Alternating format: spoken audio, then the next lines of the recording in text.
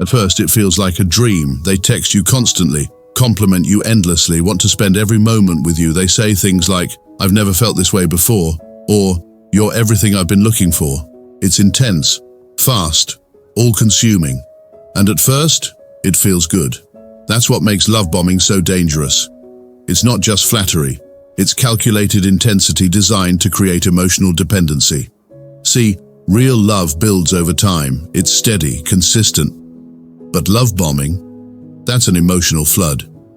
And your nervous system doesn't know the difference between love and manipulation when it's this early, this intense, and this flattering.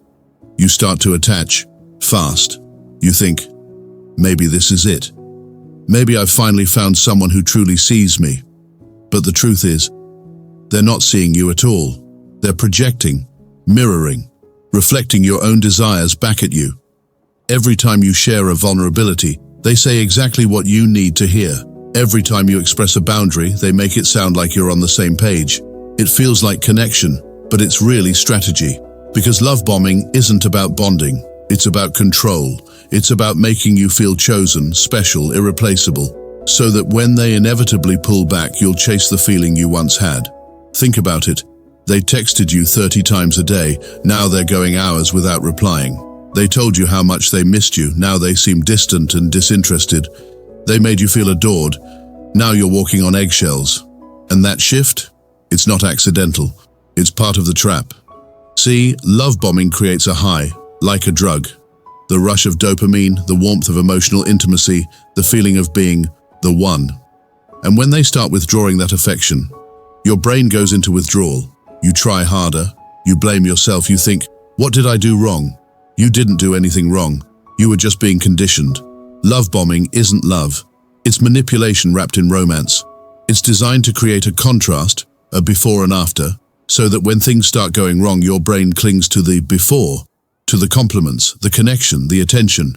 You start thinking, if I can just get us back to the beginning, maybe everything will be okay again. That's how the cycle begins. And here's the cruel truth. The beginning was never real. It was a performance, a projection, a hook. They weren't falling for you. They were getting you to fall for them. Because once you're hooked, or once you're emotionally invested, that's when they change the game. That's when they introduce inconsistency, distance, hot and cold behavior, gaslighting, power plays. And all of it traces back to this moment, the love bomb. It's easy to look back and say, but they were so amazing at first. That's exactly why you stayed so long. But amazing isn't a memory, it's a pattern. And if it only existed in the beginning, it was never love, it was bait. So if you've been love bombed, don't shame yourself for falling for it. Love bombing works because it feels like love. But now that you see it for what it is, you can stop chasing a fantasy and start reclaiming your reality. After the love bombing comes the confusion. This is where the game truly begins. They start pulling back. Slower replies, less affection, subtle digs disguised as jokes. Suddenly, the person who once couldn't get enough of you starts acting cold, distant, like you're bothering them. You're left wondering, what changed? But that's the trap. Nothing changed. This was the plan all along. The confusion phase is where control begins to take root. They start switching between kindness and cruelty. One moment they're sweet. The next, they're passive-aggressive. Then they withdraw, only to come back acting like nothing happened. This inconsistency creates anxiety, and your brain starts searching for safety. Which means you start chasing the version of them they showed you in the beginning. You start overthinking, playing back every word, asking yourself, did I say something wrong? Should I have done something differently? You don't realize it, but the more confused you become, the more emotionally dependent you get. This is psychological whiplash. And it's not random, it's strategic. See, if someone was just cruel all the time, you'd eventually leave. But when they mix in affection with their mistreatment, it trains your brain to tolerate it. You get trapped in a cycle of hoping and doubting, longing and questioning. The highs get rarer but more addictive, the lows get deeper but more normalized. They give you just enough attention to keep you hooked. and just enough neglect to make you insecure. This is how people lose themselves. You start shrinking, you second-guess your emotions, you apologize for things that weren't your fault. You walk on eggshells because you're afraid that anything could set them off. You become obsessed with fixing something you didn't break, and every time you try to bring it up, they flip the script. You're too sensitive. You're always looking for problems. You're making a big deal out of nothing. Suddenly your pain becomes the problem. Not their actions, not their neglect, but your reaction to it. That's how they turn your confusion into self-doubt. You stop trusting your intuition. You stop speaking up. You start minimizing your needs just to keep the peace. And the longer this goes on, the more you start questioning your own reality. This isn't love. This is emotional warfare. And here's the most insidious part. They'll occasionally reset the cycle by giving you a small dose of affection, a compliment, a loving text, a romantic moment. And just like that, you're back in, hoping, holding on, telling yourself, oh, see, they do care. But they don't care. Not in the way you deserve. They care about maintaining control. They care about how you make them feel. They care about the power they have to change your mood with a single word or action. That's not love. That's ego. Real love doesn't make you feel anxious, confused, or desperate for reassurance. Real love feels safe, seen, consistent. So if you're in the confusion phase right now, take a step back. Ask yourself, are they treating me with respect? Are my needs being met? Am I being manipulated through inconsistency? The truth is, you don't need to understand why they're hot and cold. You just need to understand that you deserve better.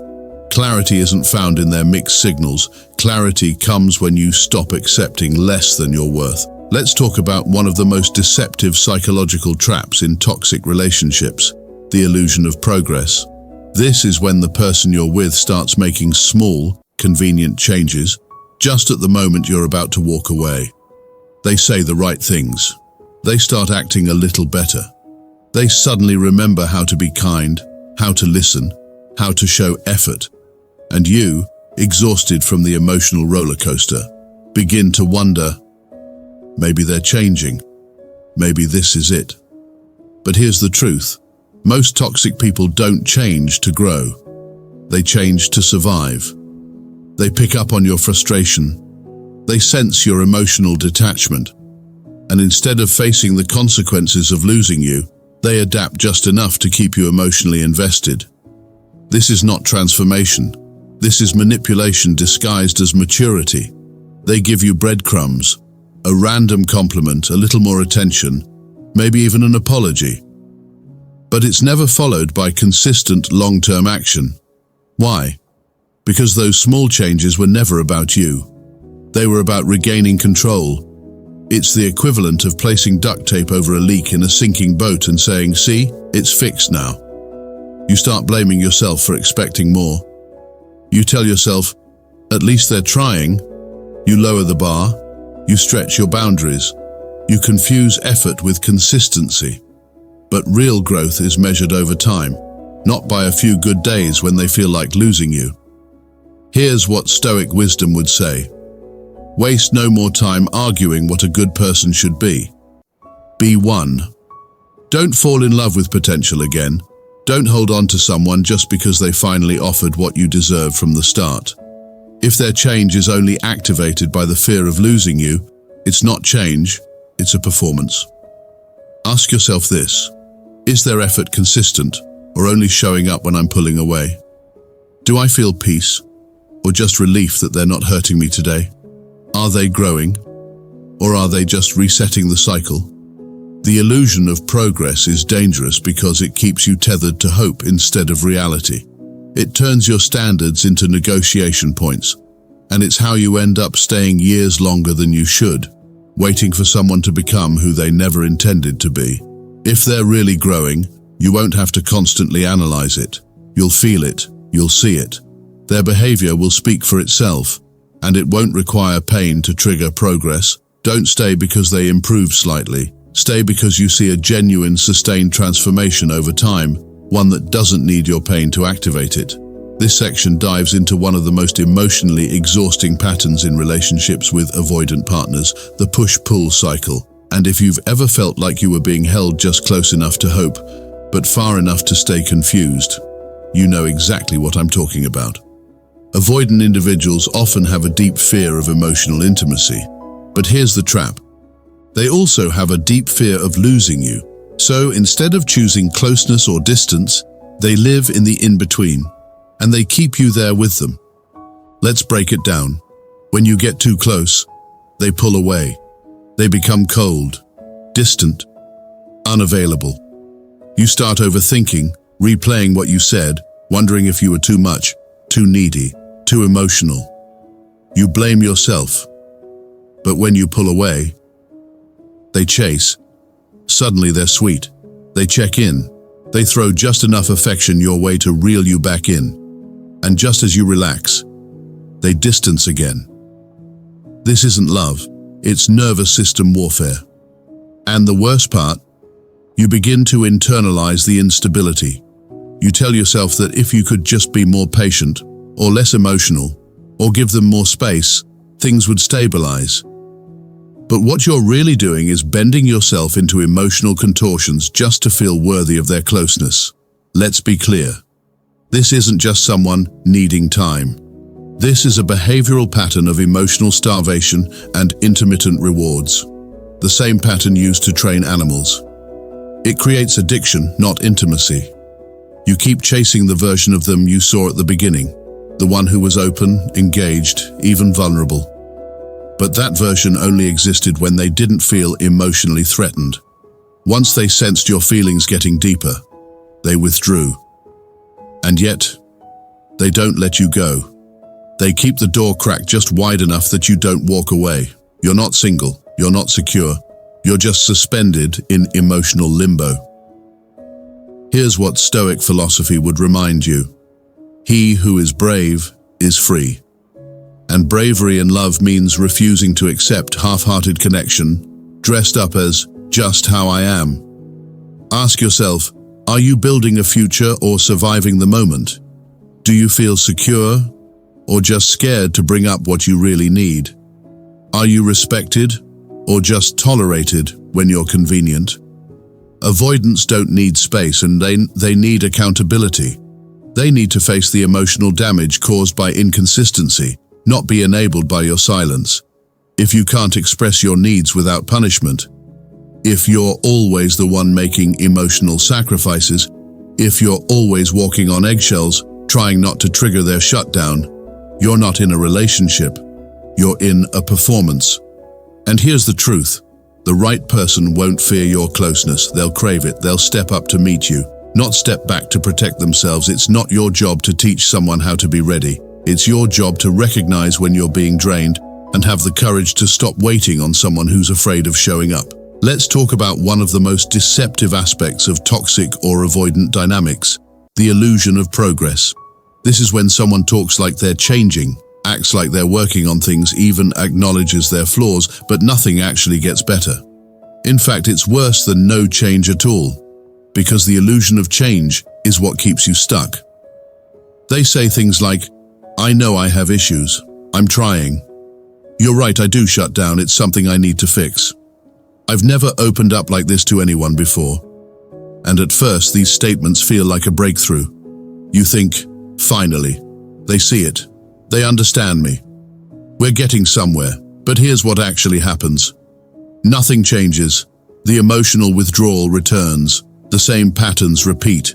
The same conversations happen again and again, but never lead anywhere new. It's all talk, and that talk creates hope. And that hope delays your decision to walk away. This is the cycle of verbal validation without behavioral accountability. They acknowledge your pain, but only to diffuse your emotions in the moment. They take ownership of their behavior, but only so you'll stop pressing them. They promise growth, but only to reset the tension and keep you around. It's not about transformation. It's about damage control. And over time, you start to doubt your instincts. You start asking, am I being impatient? Maybe I just need to give them more time. What if this is how real growth looks? But let's get something straight. Real change doesn't live in words. It lives in consistency. If someone keeps telling you they're working on themselves, but they still Pull away every time you need emotional intimacy. Get defensive when you bring up your needs, punish you with silence instead of communicating like an adult. Then they're not growing, they're stalling. The Stoics teach us, don't explain your philosophy, embody it. In other words, don't say you've changed, be the change. So here's a hard truth. If someone's growth only shows up in conversation, but not in behavior, then it's not growth, it's manipulation. It keeps you waiting. It keeps you doubting. It keeps you addicted to potential. Stop falling in love with words. Pay attention to how you feel after the apology. Notice if the same. Fights are recycled every few weeks. Look at whether you've started lowering your standards, just so you don't feel too demanding. You don't need perfect, but you do need effort that lives in action. If their healing keeps harming you, if their awareness keeps blaming you, if their progress keeps resetting every time you bring up the same issue, that's not healing, that's deflection. You're not asking for too much. You're just finally noticing how little you've been getting. This is where everything comes together. The patterns, the pain, the realizations. At some point, no matter how much you've loved, how much you've tried, how many second chances you've offered, you're going to reach a moment of emotional exhaustion so deep that staying is no longer strength. It's self-betrayal. You realize, this isn't going to change. Not unless I do. That's the moment you stop arguing, stop proving, stop waiting. That's the moment the illusion shatters, and you finally see the dynamic for what it really is: one-sided, unbalanced, and emotionally unsafe. But here's the part no one talks about. Leaving isn't the hardest part. Staying gone is. Why? Because you weren't just attached to the person. You were attached to the hope. You were loyal to the potential, to the moments when it felt real, when even if those moments were fleeting, you were addicted to the version of them that almost made it worth staying, and that's what makes walking away feel like grief.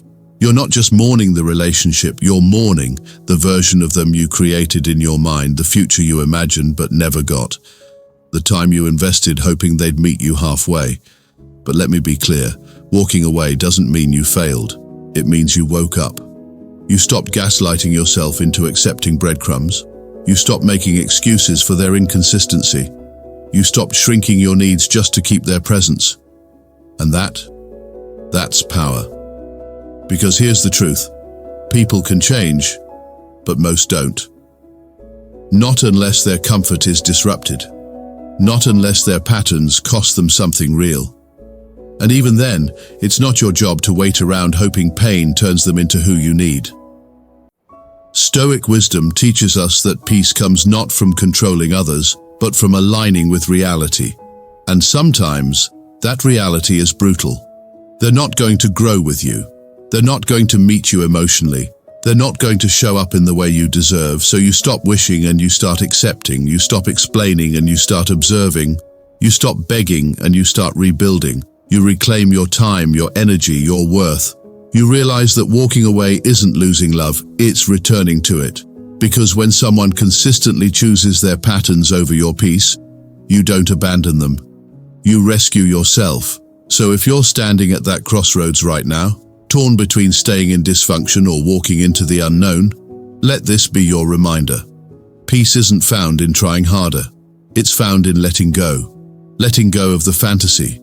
Letting go of the role you played in their life. Letting go of the need to be chosen by someone who kept choosing pain. You don't have to hate them. You don't have to get revenge. You don't even need closure. Just choose you. And when you do, when you finally stop explaining, stop performing, stop proving, you'll realize something. You didn't lose them. You found yourself. So if you've made it this far, let me say this. You didn't watch this video by accident. Some part of you already knew something wasn't right. You just needed the words to validate it, to name it, to give you permission to finally stop accepting the bare minimum and start reclaiming your peace. Because real love doesn't confuse you. It doesn't punish your honesty. It doesn't disappear when things get hard, then reappear when it's convenient. And healing? It doesn't begin when they apologize. It begins when you accept the apology you never got and finally walk away from the version of you that thought pain was love. You don't owe anyone endless patience while they drain your spirit. You don't need to keep proving your worth to someone who keeps ignoring it. Let them misunderstand you. Let them think you gave up. Let them talk. Because what's coming next for you is peace, clarity, power. And if this hit home, if something in you feels different now, drop a comment and let me know. What was the moment that woke you up? Subscribe for more. I'm here to remind you of your strength. This is your story now. Your silence is power. Your peace is your revenge. And your healing, that's your legacy. I'll see you in the next one.